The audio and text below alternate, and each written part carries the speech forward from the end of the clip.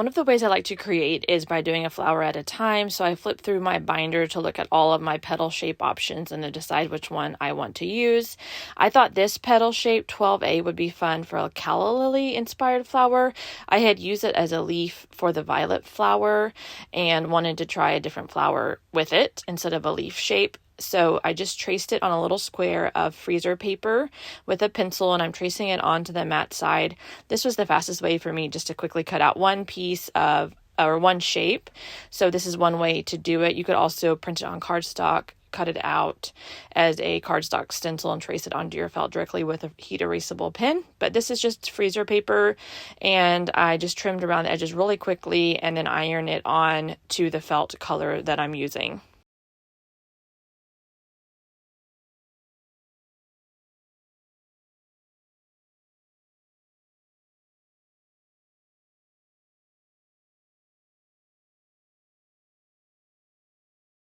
I like to use larger scissors when I'm cutting like a curved, bigger shape like this. I find it easier for me to get a smooth cut when I can curve around with the longer scissor length, rather than using short scissors and having to cut more often. It just makes a smoother cut for me. So that's why I'm using these bigger Fiskars sewing scissors.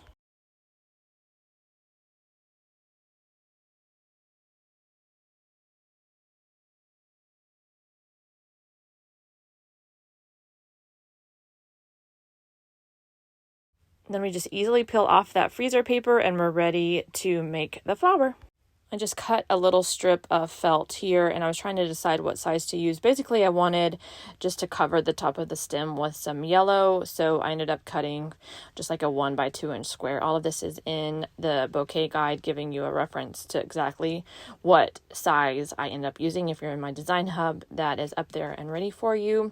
But I just cut a small little square and wrap it around the top of this 18 gauge floral wire. I guess that's more of a rectangle. But when you are gluing a little piece of felt on to a stem like this, I always make sure and add the glue and then put the stem directly into it.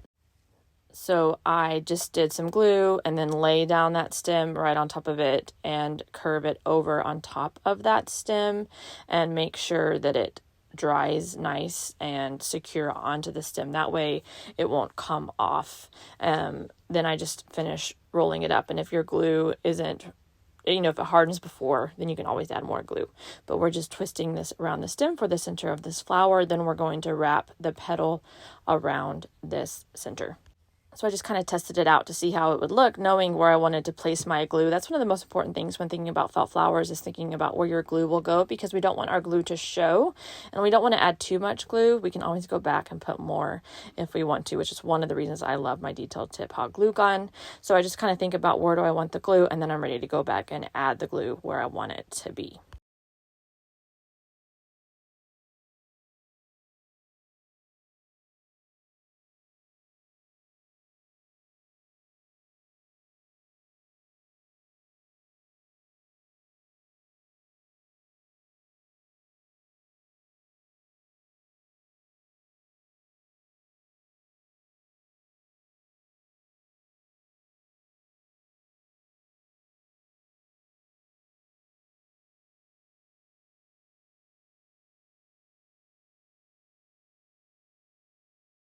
So this is kind of like a little mini calla lily, and I went ahead and added a larger size in Design Hub. This is shape number 12.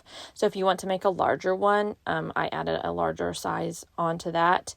And if you like this mini size, that's there for you as well. But I just kind of checked where the felt might be or need some extra glue and added some extra glue right in there. So on to the next flower. Just went back to my binder for inspiration, looking at all the shape options, and decided on this pink color, and also decided to go ahead and cut some daisy petals. So I laid those out on my Cricut mat. I'm going to cut a bunch of petals this time for these next two flowers. So I went ahead and decided to use my Cricut. Sent it to my Cricut without turning it on first. So I went ahead and went to turn it on. And when I do that, I sometimes have trouble with my design space connecting to my Cricut. And the fastest way I've chosen or figured out how to fix that is just to push cancel and have to cancel out. So I went to connect the Bluetooth after I turned it back on, and then I had to cancel back out. It's not like design space catches up to the fact that now my Cricut Maker 3 is back on. So sometimes when you get caught on glitches like that, just cancel things out and go back and try again. And a lot of times it will work. Felt wool fabric. Rotary blade is what I always use for wool blend felt, and then I just run this through my Cricut and I have enough petals for 3 flowers. So that's an option if you have a Cricut Maker 3. If not, you can hand cut these as well. Either way works great, but I wanted to show you I kind of use all the ways to cut my petals. I cut by hand, I use my Cricut Maker, and sometimes I use my Sizzix. Obviously not with my own designs, but I do like using a Sizzix if you have some of their designs as well. So let this cut my petals for me, and then we'll be ready to make the next flowers. So now I'm ready to take the felt off my mat, and this is a green Cricut brand mat. I like off-brand mats too, but it comes off nice and smooth. There is some felt that's left behind. I'm able to use this several times as long as it stays sticky enough for the felt to stay, but then I just clean with a baby wipe after it gets too much felt on it. Okay, so I'm going to put a 1.5 centimeter felt ball on an 18 gauge floral wire. I like these scissors best for cutting a slit in the felt ball, and the felt ball is dense enough to where you don't have to worry about the scissors slipping out and cutting your fingers, but I just cut a little slit and then do 2 pumps of hot glue and attach the wire right inside that slit and just hold it nice and tight to make sure that it dries and that the felt ball is attached really securely to that stem. Sometimes my felt ball will slip right back off and I have to try that again.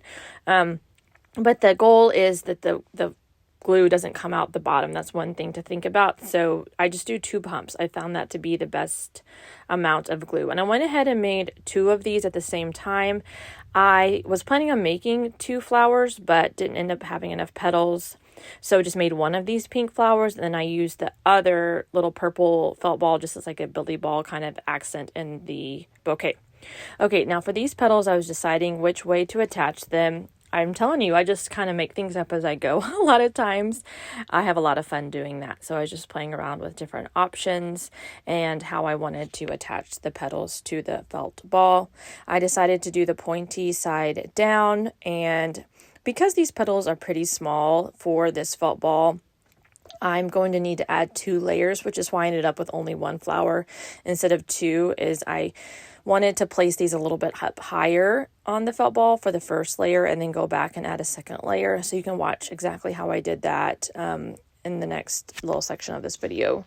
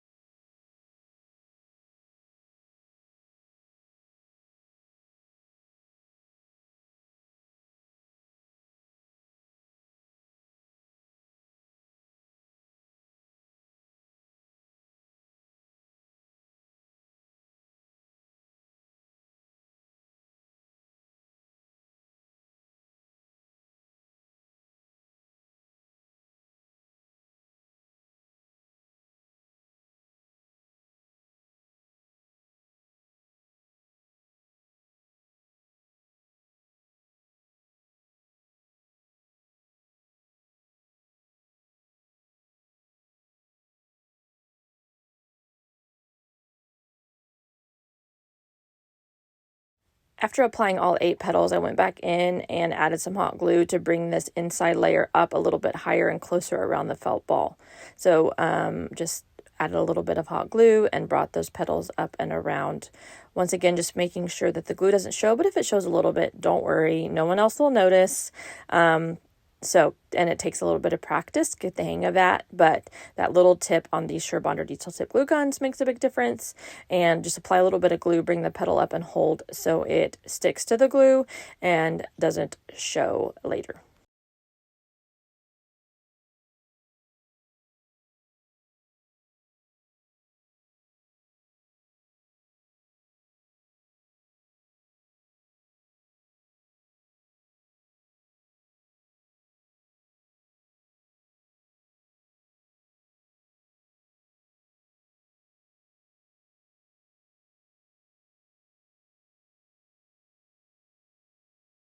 This is how I cut most of the strips for flower centers, is using a rotary blade, a rotary cutter, a mat, and a ruler. For this daisy center, I cut some strips and then ended up using a size that's 3 inches by 1 inch long. But this is how I'm cutting it, just in case that helps you when you are using these tools to cut strips of felt. I found it to be a great way to get them nice and straight and really accurate.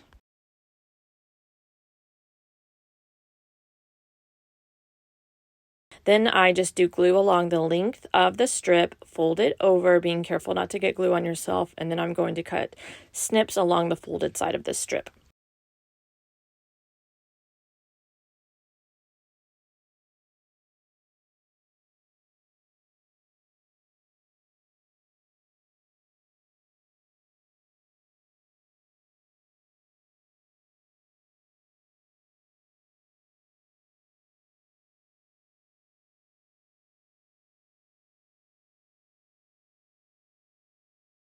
Now we will add glue along the bottom with the folded snip side at the top, and lay our wire right on top of that glue and start rolling, keeping the bottom flat. If you need a little bit more time to get it rolled up without your glue drying, you can just do a little bit of glue at a time and just roll it all the way up. So we have this flower center that we're using for both of the blue daisies in this bouquet.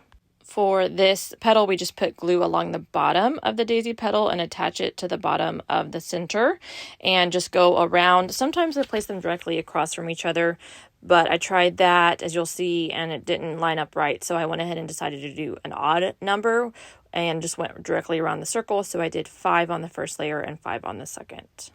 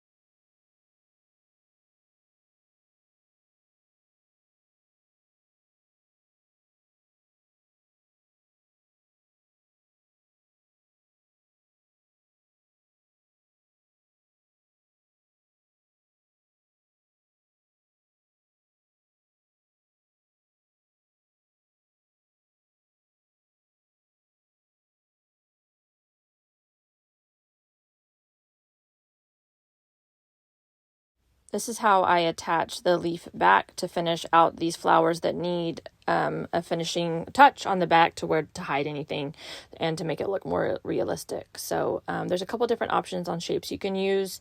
I ended up using this one, and it will be in the bouquet guide for you for those of you who are in Felt Flower Design Hub.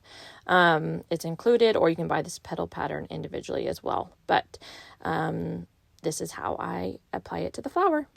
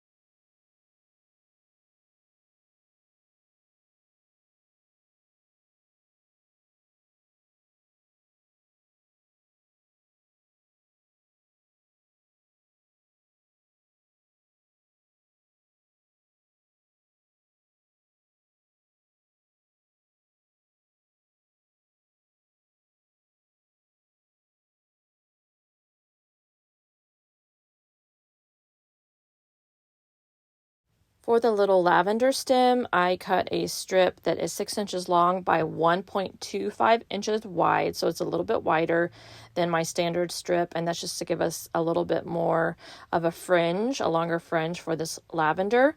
Now, I cut this a little bit differently. I do cut along the folded side, but I am paying attention to make sure that these little strips are pretty deep, like pretty far across, not all the way across, but more than halfway, and that they're close together. So here you can see exactly what mine look like. This is something to practice, but this really gets the look that I like for lavender stems once I twist it around the 18 gauge floral wire.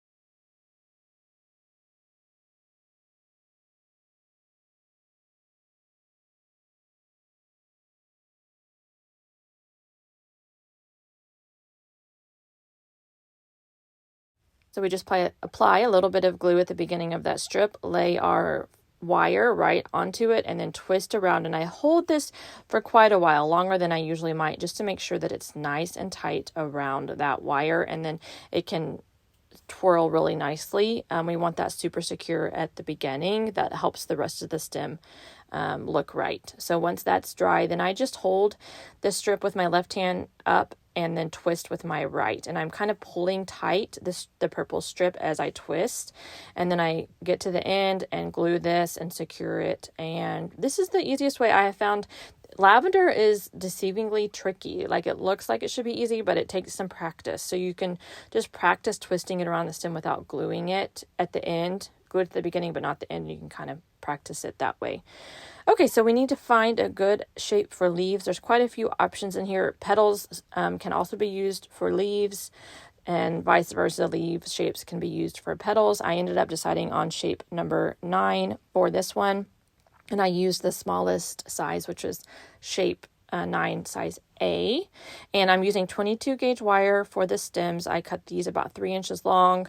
And then I sandwiched them in between the leaves and twisted it around the main stem.